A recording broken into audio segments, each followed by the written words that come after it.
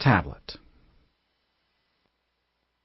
RFD Radio Network's DeLoss Yankee connects rural routes for you. DeLoss delivers essential farm and food-related news to our listeners. His witty voice has been heard on the air for more than 2 decades. Here's a bit about his rural roots.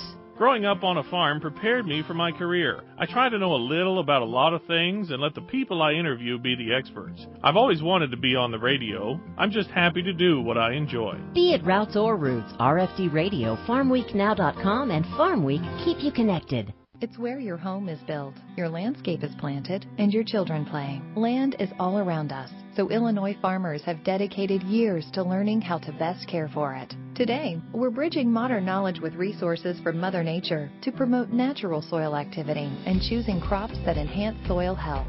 To learn more about conservation efforts, visit ilfarmersconserve.com. Preserving our water, protecting our land, providing our food. This message brought to you by Illinois Farm Bureau.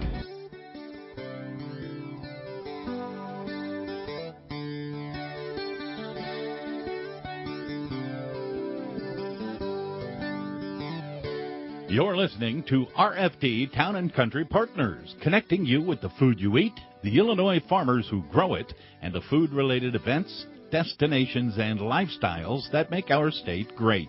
Hey, good day to you. Welcome to Town and Country Partners here on the RFD Radio Network. I'm Rita Frazier. It is the 8th day of April, and spring feels like it really has arrived officially, even though we've had some rain moving through the Midwest once again. Those birds seem to think that it is definitely springtime. Heather Hampton Nodal in Montgomery County, our guest, and like we were talking about, Heather, it's hard to beat sunshine right now. It is. There's nothing to complain about today. It's just perfect. Give us a few updates as you guys plan to get out in the fields eventually and get this crop in the ground. As a farmer there in Montgomery County, what are you and your family doing right now to prepare? Oh, a number of items. One has been a complete shop cleanup and reorganization. So it's kind of that, declutter, sort and organize and get it together so we're able to really hit it hard. Planting wheels, we had traded one planter, and then we've really worked over time to try to find the best closing wheels and system for what we think helps with seed placement. So we were taking off our older ones, and fortunately found a buyer that thought they were great, so that's good. Putting on some new ones, and that takes a lot of time and attention to detail. Today we're actually training a fairly new employee on spraying, because we do all of our own spraying and have the permit and license to do so. So training him on running that machine is what Brian's kind of focused on for part of the day. So much of it is just seed is arriving, having the right place for that and being prepared to handle it, making sure all the tires are aired up and or in the case of our van, patched up so we can get to town and get a better tire put on it. Mm-hmm. I think I drove through one of our construction-type sites and picked up a nail or something. It was seriously flat, yeah. So we're back in business. Now, we've talked about all your children, they're 4-H, and they're getting into the FFA age as well. I guess you're probably really excited to be when they can actually be the ones helping on the farm. Oh, yeah, they have in so many ways. Kendall, actually, speaking of FFA, he, as a sophomore, just placed 3rd in the state in grain entrepreneurship. So really proud of him for just 1 year of books to be able to advance that far. And that was just a few weekends ago when they had those interviews. But he's been helping in the shop every available moment and is itching to get into the fields once they dry out enough.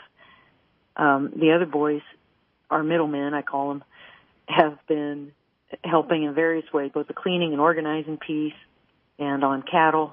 We've had to tube feed a couple of them, or at least get some electrolytes into some of them when we had those cold, wet, nasty days and nights. And our daughter has been part of that as well. So, yeah, it's kind of all hands on deck, really.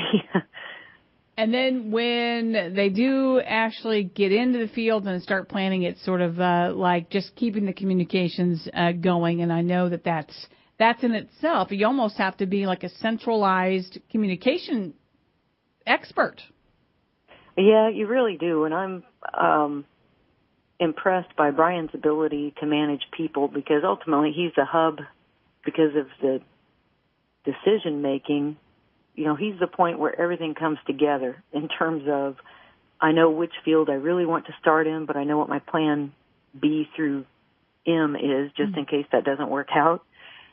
So it is a lot to try to coordinate and keep everybody moving in the right direction, generally the same direction, but we all have to cover different bases too. Right. Well, we wish you the best for a good spring planting season. And while farmers go into this season, so many issues remain unsettled and unfinished. We're waiting on the China trade talks to make a breakthrough. We sure hope that happens. But you were with the American Agri-Women recently, and you talked about all kinds of issues. We did. We just concluded our mid-year meeting, which is where members from around the country come, and we had about 50 or so from the various affiliates, you know, Texas to Minnesota, California and Oregon to Maine, kind of Florida representation, discussing a range of policy issues so that we are ready to go to Washington, D.C. for our fly-in in June. And we've also targeted some white papers to develop for that. Trade will be among those, and I think our current vice president tapped me to help develop the infrastructure piece. I think all of us know that we're just in a dire need, not only of maintenance, but modernization on almost every front, including telecommunications. So, yeah, we talked about that, but a real highlight, or I guess I should say some in-depth presentations at our meeting were on the subject related to immigration and migrant workers and the availability of that labor market for all of our produce-type crops and other sectors like dairy, for example, where it is harder and harder to find that manual labor, people able and willing to do that kind of manual labor. But some of the immigration and border security issues that our members discussed were, I'm thankful for where we live, because a member who's right on the Texas border and their ranch is right up next to the Rio Grande, one of the ranches, and some of the fields that they farm. I guess it's more accurate to say fields in their case. We also heard from ranchers on other parts of the border, just talking about how porous that actually is, and hearing from Border Patrol enforcement officials and the fact that there are people with guns coming across their property, and they've told their employees just do not confront them, they're literally driving down their access road to their field to get to one point in the river and then driving away, but with heavily armed. And you just think, my gosh, how here you are just trying to conduct your business and grow some food, and now you have to worry about that level of personal security. It's crazy. It's just crazy. So all of these issues and more probably are on your plate to discuss in D.C. when you all fly in later. Yes, I think we've traditionally had a paper related to integration and agricultural labor, because programs like the H-2A visa program, which is a legal means of allowing in migrant workers, there's so many opportunities to improve that. There have been some improvements in the last few years, but it's kind of, too little too late in the case of some crops, because they literally rot in the field in some cases. But, yeah, there's so many other issues. I mentioned trade, also forest management. When we think about last year's wildfires in California and the number of wildfires that we've seen in other states, and so much of our forests, those who are in the timber management business were aware of the range of the beetle damage that had impacted so many, like thousands and thousands of, hundreds of thousands of acres of trees. And yet the Forest Service and other federal agencies that have forested lands on them would not allow those to be harvested and cleared off. So that became even more fuel, just dead fuel, when there was a fire event. So that's another example of issues where we hope that someday common sense will help inform the decision-making and the funding and the management that really needs to take place to try to better conserve our natural resources at the end of the day. Just a minute and a half or so left here, but maybe the dates for your fly-in, and then I know that in a state meeting you're going to have another one coming up in May on industrial hemp. Yes, so American Agri-Women will be flying into Washington, D.C. June 9th through the 12th and have a number of visits there with agencies and Congress and so on. But I'm really excited because Illinois Agri-Women, our new president is Deb Schultz. She's from the Amboy area, Sublette part of the state. And working with our Vice President of Education, Kelsey Vance, and other officers, they are planning an industrial hemp workshop the afternoon of May 17th. And right now that's tentatively planned at Peoria at ICC College there. And again, it's afternoon kind of time frame, it's 2 to 5, and talking about not only the growing and production of it and our regulations, which should be rolled out by then from Illinois' standpoint, as well as opportunities for processing and how can we look at developing the processing capability for hemp fiber and other products in the state of Illinois. And I think the economic developers will be interested in that as well. Awesome. And so where can folks find more details when you do get everything in place? On your website? Yeah, IllinoisAgriWomen.org would probably be the most available, as well as Facebook. Okay. We have a presence there, so people can stay tuned, and hopefully they'll be announcing. We'll let you know and other members in the agricultural media as well to help push the word out. Awesome. Heather Hampton-Nuttall has been our guest. Very quick 10 minutes here, Heather, but we'll talk to you next month and hopefully get more updates. We'll be back with more Town and Country Partners.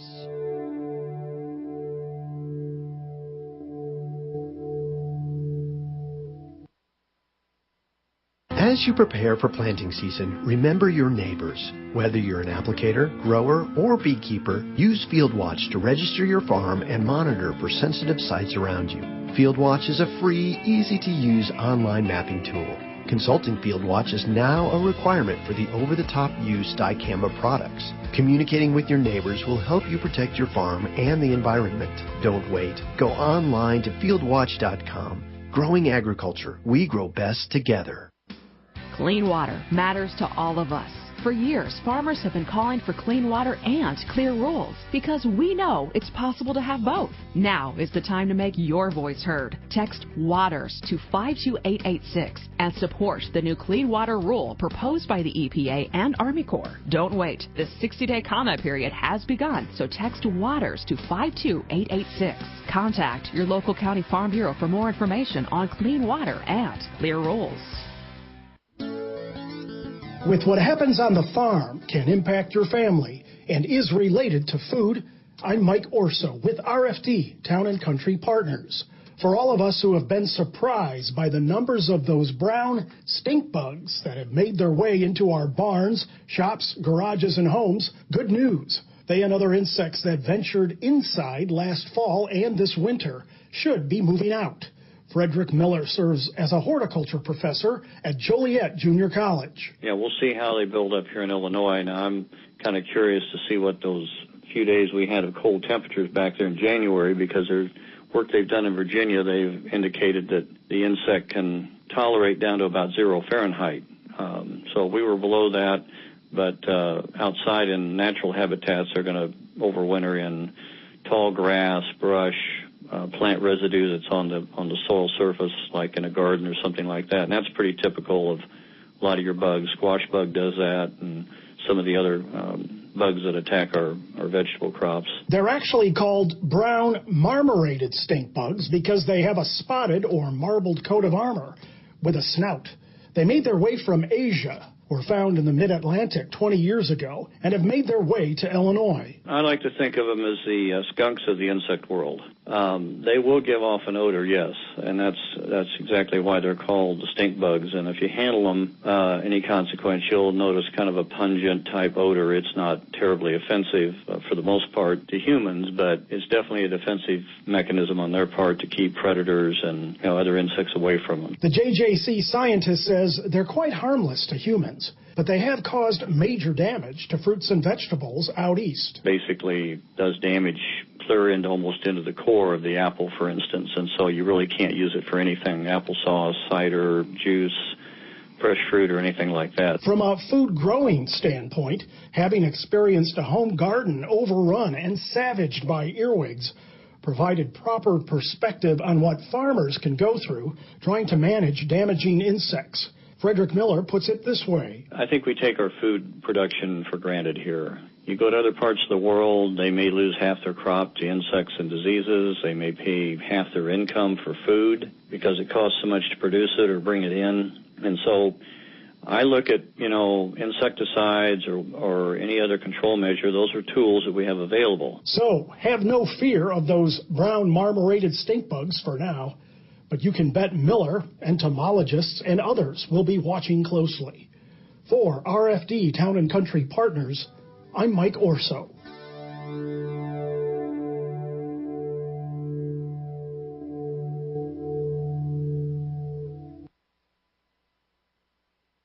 When it comes to social media, Sabrina Berkowitz connects rural routes for you. Sabrina covers a broad range of ag topics, so Farm Bureau members are the first to know about key issues. Here's a bit about her rural roots. I grew up with a grain and livestock farm in my extended family, and today I really enjoy helping people learn how to use social media to advocate for agriculture. Be it routes or roots, RFD Radio, FarmWeekNow.com, and Farm Week keep you connected. Farm, family, food. Those three words best describe Illinois Farm Bureau. Farm. For 100 years, Farm Bureau in Illinois has represented and served the men and women who make Illinois one of the top food-producing states. Family. At the heart of rural Illinois are traditional farm families who work together through Illinois Farm Bureau. And food. Farm Bureau families are proud to grow the healthy food they provide their families and yours. Farm, family, food. The heart of Farm Bureau in Illinois. Hey, we're back here on RFD Town and Country Partners. I'm Rita Frazier. We're going to find out about an event going on in southern Illinois this weekend near the Shawnee National Forest. Todd Carr is here to tell us about the Trig Ozark Spring Tour. Hi, Todd. Hello. Thank you for having me. Tell us about your involvement with this event. We have been doing these Ozark tours, the modern-day Ozark tours, since 2013. And they harken back to the original Ozark tours of the 1930s and 40s, which are recognized as some outdoor outings that helped bring the Shawnee National Forest to Illinois and get the National Forest established. Well, sounds awesome. So you've been involved for a while then? Yes, since 2013. You have been personally? Yes, I have. Okay, so tell us about, it's Saturday, April 13th. Give us the details. Well, we're going to meet at the Shawnee National Forest headquarters in Harrisburg, Illinois, and we're going to be getting on a bus at the Forest Service headquarters, and we're going to take a group of people, those that pre-registered, and if you want to show up that day, you're more than welcome to show up that day. And we go out into the forest and try to take people to some little-known sites that maybe you wouldn't know how to get to or might not know about the history of out in the Shawnee National Forest. And in the spring tour this year, we're specifically going to 3 of the prehistoric Native American stone forts in southern Illinois. There's 11 total that dot southern Illinois from the east side over near the Ohio River to the west side of southern Illinois. The furthest west is in Giant City Park south of Carbondale. And so 3 of those stone forts we're going and visiting on the spring tour this year. And then we're also going to a Native American stone kettle site that's out in the woods where Native Americans prepared meat by filling these rock kettles with water and the meat, and then they would put hot stones in the bottom of the kettles, and they would be able to cook and steep meat in those stone kettles. And so these are just some little sites out in the woods that most people might not know where they are. And we're not only going to take you to them, but we're also going to have historians and archaeologists with us that can point out some little-known features of these sites. And probably the major site that we're going to visit is the Millstone site that is near Glendale, Illinois. And not only do they have one of the stone forts there, which is actually a stone wall, but there's also several petroglyphs there. So there's Native American rock art that we're going to be viewing there as well. Sounds wonderful. How do folks sign up, or do you have a limit on folks that can join you? Well, we have never limited or turned anyone away, but we take around 40 to 50 people, and we still have room. If anyone wants to join us, feel free to email us at info@illinoisozarks.com, or they can text at 618-499-9629. 9629. Awesome. And there is a $40 fee to go on the tour also. And how do you get folks from point A to point B? Well, we're traveling by bus, and which is the way we normally do it now. Back in the 30s and 40s, they went on the back of flatbed trucks, and of course that wouldn't be very easy to do today. But we go by school bus, and we provide a lunch, and everyone that goes also receives a booklet that has information about the tour, and also receives a T-shirt that has a map on the back side of the T-shirt that shows the sites that we visited. Yeah, this is wonderful because, I've talked to people that horseback ride in the Shawnee. I've heard a lot about the new zip lines available, but never this side of the opportunities. This is pretty cool. We try to do one in the spring and one in the fall. The one in the fall has usually been more historical in nature, and the one in the spring has usually involved more hiking. We've gone on several in the springtime where we go out and we visit waterfalls. And we're also going to have a botanist with us, one of the Illinois botanists with us to help identify spring wildflowers. So along the trails that we're walking, if there's any wildflowers in bloom, the botanist is going to be with us to help identify them. Now, it might be too early here, and I don't know what the temperature's supposed to be this weekend, but on your spring tours, if folks see mushrooms, are they allowed to pick them? They are. We've had people bring a sack with them and collect morels. The morels are growing in southern Illinois, and we have had people collect them while we're out. Now, Todd, I have plans this weekend and I can't join you, so whatever you find, can you just ship them to me? Well, maybe. They're a pretty popular item down here. Yeah, no joke. Okay, so can you give us the number again if folks want to join you or if they want to find out more information? Sure, they can go to illinoisozarks.com on the web. They can email me at info@illinoisozarks.com. And then if you want to text me, you can text me at 618-499-9629. And again, we are still taking registrants for this weekend. Sounds good. So this weekend, Saturday, April 13th, will you come back with us when you have more details about your fall tour? I certainly will. Awesome. Todd Carr with the Trig Ozark Spring Tour this Saturday, April 13th, in and around the Shawnee National Forest. Sounds awesome. We look forward to catching back up with Todd in the fall for more details on that fall event. Coming up later this week here on the RFD Radio Network Town and Country Partners program, we'll talk to Joe Berman, who was always full of great tips and information. He's our country financial specialist, and he'll talk, no doubt, about some specifics on college savings plans and retirement saving tips. So we love to talk to Joe. That's coming your way tomorrow. Thanks for being a part of this afternoon. This is Town and Country Partners. Thank you for joining us for RFD Town and Country Partners. Get out and enjoy Illinois.